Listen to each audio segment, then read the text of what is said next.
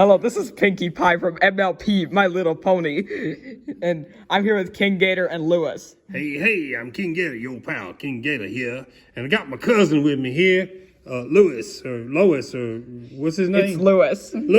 Louis. Hey, Louis, say something to him. All right. I'm gonna read this book called The Lorax by Dr. Suez. Dr. Suez, he got a canal, you know. What exactly is a Suez canal?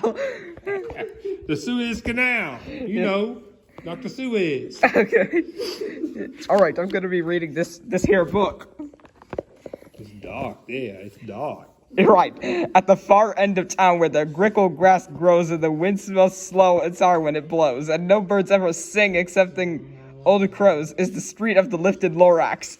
Ooh, I like grickle grass. What? And deep in the grickle grass, some people say, if you look deep enough, you can still see today, where the Lorax once stood just as long as it could before somebody lifted the Lorax away. Oh my goodness, what's a Lorax? I think he's a Suez creature. Oh, it's one of them Suez creatures. Continue. What was the Lorax, and why was it there? And why was it lifted, taken somewhere from the far end of town where the grickle grass grows? The old Onceler still lives here. Ask him, he knows. I did tell you I like grickle grass, didn't I? What? You're being silly, you dumb ass cousin. You won't see the Onceler. Don't knock at his door. He stays in his lurkin on top of his store. He lurks in his lurkin cold under the roof, where he makes his own clothes out of Mumford moof. And on special dark midnights in August, he peeks out of the shutters and sometimes he speaks and tells how the Lorax is lifted away. He'll tell you perhaps if you're willing to pay. Oh my goodness, Mumble Moof clothes. That's crazy. What? Mumble Moof. He said that's a Mumble Moof. He made some clothes out of Mumble Moof. You know what he said? Yeah, that's how you say it. Carface would approve of this. On the end of the rope, he lets down a tin pail, and you have to toss it 15 cents and a nail, and the shelf a great-great-grandfather snail. And if you give him 15 cents and a nail, he says, let's make music together. Is that a jukebox? That's what he said. Then he pulls up the pail and makes the most careful count to see if you paid the proper amount. What's in that pail? I think it's slime. Oh my goodness. Then he hides what you pay away from his snout, his secret strange hole, in his grubulous glove. Oh my goodness. His snout? Did he say snout? He didn't say snout. Oh, his snub. Sound like she said snout. Then he grunts, I will call you by whisper my phone, for the secrets I tell are for your ears alone. For your ears only. Oh, yeah. You silly gator. Slop. Down slips the whisper my phone That's to your ear. 007 movie. Down slips the whisper my phone to your ear. The old Onceler's whispers are not very clear. Says they have to come down to a snurgly hose, and he sounds as if he has smallish bees up his nose. Bees? Up his nose? Pony, are you tripping? What? You're joking. You're joking. I can't be. Oh, we need Oogie Boogie here for that. Now I'll tell you, he says with his teeth sounding gray, how the Lorax got lifted and taken away. It all started way back, such a long time back. Look at that rope going down through there. Is that a rope or a hose? I think it's a rope. Okay. I'm wrong. That's a hose. It's a hose. They're talking through that hose. I hear them. Way back in the days where the grass is still green, the pond was still wet, and the clouds are still clean. The song of the swummy swans ran out in space. This morning, I came to this glorious place, and I first saw the trees, the truffula trees. The bright-colored tops of the truffula trees, mile after mile, the fresh morning breeze. There you go. Them truffula trees are pretty cool. There's a Onceler wagon. Look at that. That's me up in there. See that green hands right there? That's my hands, I think. It's not your hands. It's the ones. No, it ain't no Lorax. That's me. That's not me. It's crazy. And down under the trees, I saw brown barbaloots frisking about their barbaloots suits are playing the shades and eights truffula fruits. Oh my goodness, and Barbaloots is everywhere. Look at them. The born. And them truffula trees, or whatever they call them things. The budscott. The Bonscott, the truffula fruits. From the ripulous pond came the comfortable sound of the humming fish humming while splashing around. Mm-hmm. One fish, two fish. Red fish, blue fish. You're in the wrong story, Oh man. my goodness, I'm in the wrong story. You're afraid. But here I am in this story. See my green hands right there? No, that's the one slur. Okay, I'll take your word for it. Look at my hands, they're green. Your hands are on screen. But these trees, those trees, these truffula trees, all my life I've been searching for trees such as these. The touch of their tops was much softer than silk. They had the sweet smell of fresh butterfly milk. Butterfly milk. I've titled this original poem, The Butterfly. How do you milk a butterfly? I don't know. I felt a great leaping of joy in my heart. I know just what I do. I unloaded my cart. Uh-oh, there you go. He's unloading the cart. Look at him. There you go. Yeah. Look like my hands, though. Token if. Uh-oh, the monster took off his sweater. In no time at all, I built a small shop. Then I chopped down the truffula tree with one chop. And with great skillful skill, with great speed, I took the soft tuft and I knitted a thneed. A thneed? Why you thneed a thneed? I cracked myself up. Yeah, you're cracking yourself up. I'm looking forward to movie night tomorrow. I cracked myself up. The instant I did, I heard a gazump. I looked. I saw something pop out of the stump on the tree I chopped down. It was sort of a man. Describe him. That's hard. I don't know if I can. He was shortish and oldish and brownish and mossy. And he spoke with a voice that's sharpish and bossy. And he got a big mustache up on his nosy. The freed. Alright. Mister, he said with a sawdusty sneeze, I'm the Lorax. I speak for the trees. I speak for the trees, sir. For the trees that have no tongues. And I'm asking you at the top of my lungs. He was very upset that he shouted and puffed. What's that thing you made out of my truffula tuft? Oh my goodness. It's a thermometer or something. Now wait a minute, that's the Lorax? Yeah, that's the Lorax. That's where this book is called, the Lorax. Yeah.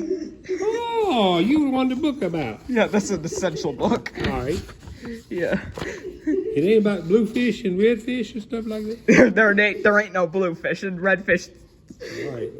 Anyways. Look here, Lorax. Look here, Lorax. Look, Lorax, I said, there's no cause for alarm. I chopped just one tree. I'm doing no harm. I'm being quite useful. This is a thneed. A thneed's quite something that is a fine something that all people need. It's a shirt, it's a sock, it's a glove, it's a hat, but it has other uses. Yes, so far beyond that. You can use it for carpets, for pillows, or sheets, or curtains, or covers for bicycle seats. Oh my goodness, there's a lot of stuff. The Lorax said, Sir, you are crazy with greed. There is no one on earth who would buy that full need. Oh my goodness. Who would thneed a thneed? Louis, what do you have to say for yourself? Well, I say let's make some music together. No, that's not what you're saying. You're singing When You're Human from Princess and the Frog. When you're human for the Princess and the Frog. I don't know that song. I've seen the movie before, but I don't know that song. But for the very next minute, I proved that he was wrong. For just in that minute, a chap came along, and he thought that the need I knitted was great. He happily bought it for $3.98. I left the Lorax, you poor stupid guy. You can never tell what some people will buy. That's right. They buy just about anything. Okay. Gator, what do you think? I think that somebody had $3.98, and he wanted a thwong, a thwanker. What was that thing called, Pony? A thneed. A thneed. They might want to put it on their knees or on their head.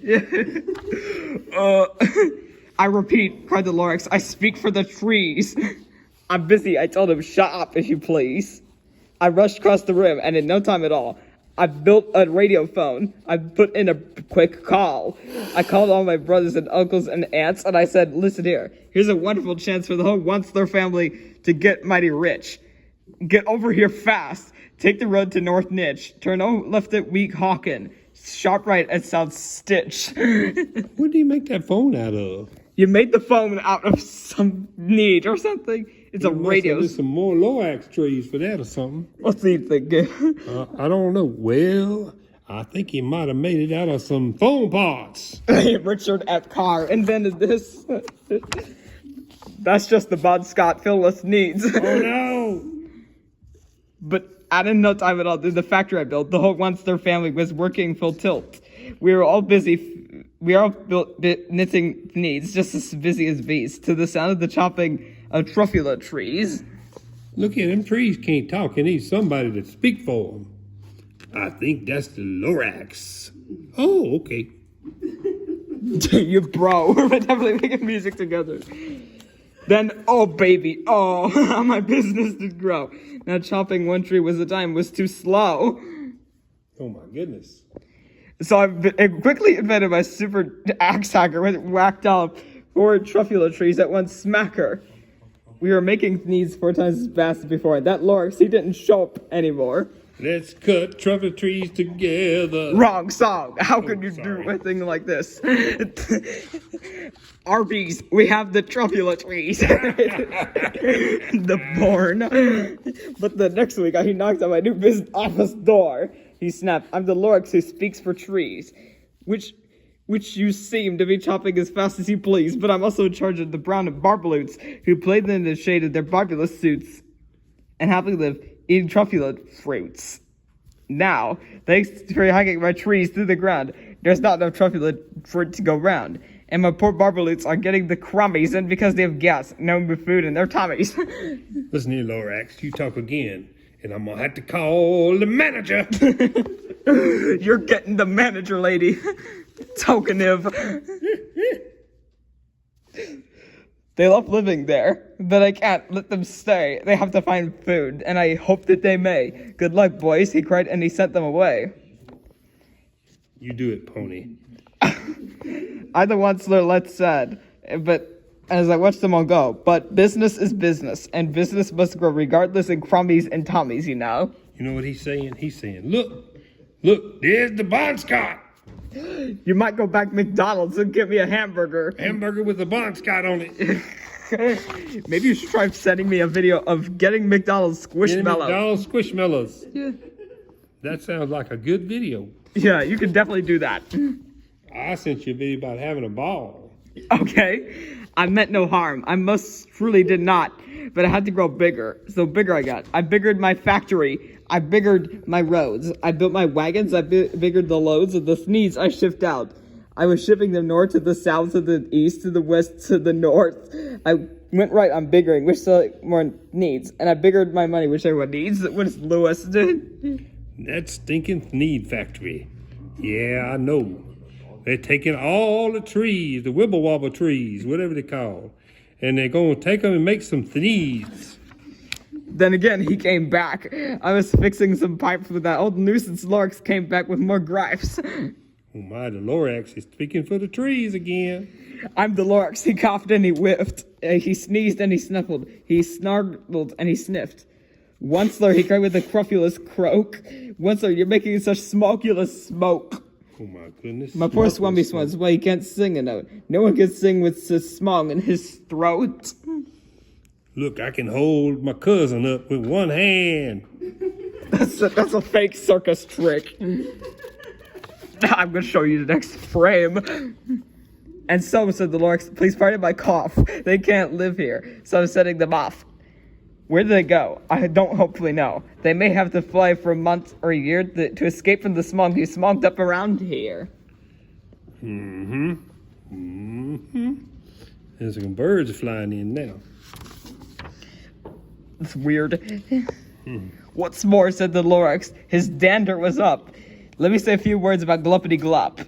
Your machinery chugs on day and night without stop making Gluppity Glop. Also Schlippity Schlop. And what do you do with this leftover goo? I'll show you. You dirty old Once-Thor man, you. Oh my. You know what I think? What? What do you think? I think that this here Suez guy is long-winded. Oh, the Suez. You're glumping the pond with the where the humming fish hum. Look at the glump. You're no more they can hum, for their gills are glumped. So I'm setting them off. All their future is dreary. They walk on their fins and get woefully weary. Oh my goodness. In search of the water that isn't so smeary. That is so sad. Yes. I think I'm gonna cry. Them poor fish ain't got nowhere to go, Pony. Yeah. What they gonna do? You can just cry. What they gonna do? You can just cry if you want. Let's make music together. Not again. And then I got mad. I got terribly mad. I yelled at the Lorax, now listen here, Dad. All you do is yap yap and say bad, bad, bad, bad. Well, I have my rights, sir, and I'm telling you, I intend to go on just what I'm doing. And now for your information, you Lorax, I'm figuring on biggering and biggering and biggering and biggering. Turning more trophies into sneeds, which everyone needs. Everybody needs the sneeze. And at that very moment, we heard a loud whack. From outside the fields, there came a sickening smack on the axe of a tree. Then we heard the tree fall, the very last truffulous tree of them all. Oh my goodness, is the last one? You got any truffulous seeds? No more trees, no more needs, no more work has to be done. So in time, my uncles and aunts, everyone, all waved me goodbye. They jumped into my cars and drove away under the smoke-smuggled stars. Oh my goodness. That's so sad. Now, all that was left beneath the bad-smelling sky was my big empty factory, the Lorax, and I. Lorax ain't got no more trees to speak for. The Lorax said nothing, just gave me a glance, just gave me a very sad backward glance as he lifted himself by the seat of his pants. I'll never forget the grim look on his face, where he heisted himself and took leave of a place, threw a hole in the smog without leaving a trace. Oh my goodness. Spring. Dr. Suez. Yeah. And all that the Lorax left here in this mess was a small pile of rocks with the one word, unless. Unless. Whatever that meant. Well, I just couldn't guess. This is long ago, but each day since that day, I've sat here and worried away through the years while my buildings have fallen apart. Oh my goodness. I'm worried. That don't sound so smart. I'm worried about it with all my heart. Oh my goodness. But now, said the one sir, now that you're here, the word of the Lorax seems perfectly clear. Unless someone like you cares a awful lot, nothing is going to get better. It's not. That's right. The moral of the story, you got to listen to the Lorax. So, catch, called the one sir. He lets something fall. It's a truffula seed. It's the last one of all. You're in charge of the last of the truffula seeds, and truffula trees are what everyone needs. That's right. Plant a new truffula, treat it with care, give it clean water, and feed it fresh air. Grow a forest, protect it from axes that hack. Then the Lorax and all of his friends may come back. Ooh, I hope they come back. Yeah. This is so. Where you going, girl? I'm trying to record a funny video. Where you going? Because I got something I gotta say. Yeah. Let's make music together.